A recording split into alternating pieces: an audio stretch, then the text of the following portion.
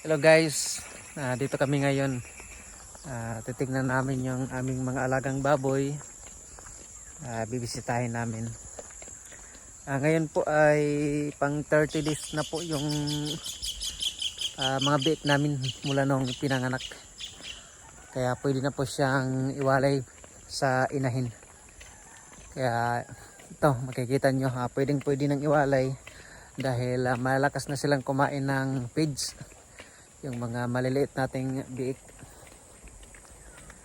Yan. Ito, tingnan natin.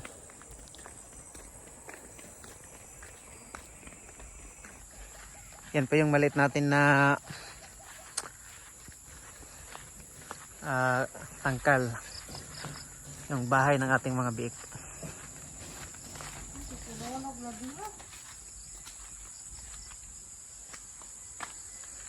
Yan po. Ito yung isang inahin natin na tapos yan, ito na po yung mga biik natin. 30 days na po ito mulang nung pinanganak. Yan. Ito sila. Ito po ay 14 heads na biik.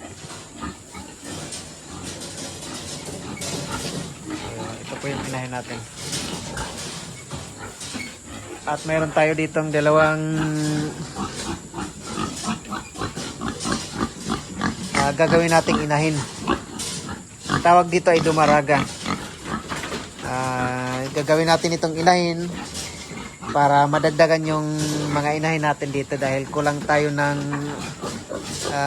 mga biik. Maraming bumibili ng biik pero kulang tayo ng mga biik. Kaya ito yung gawin nating inahin. At ito bukas na bukas ay iwawalay na natin sa kanilang ina.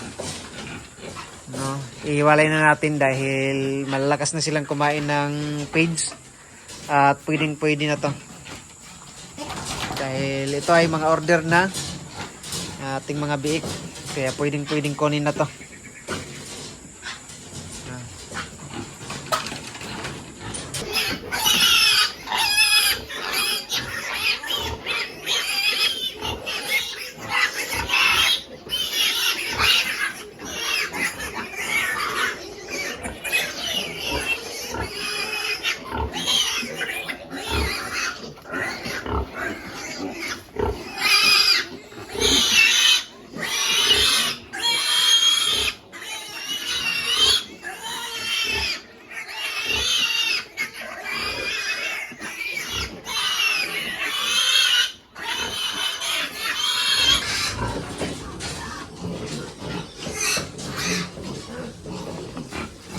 Ayan, ito po yung biik na niwalay natin kahapon.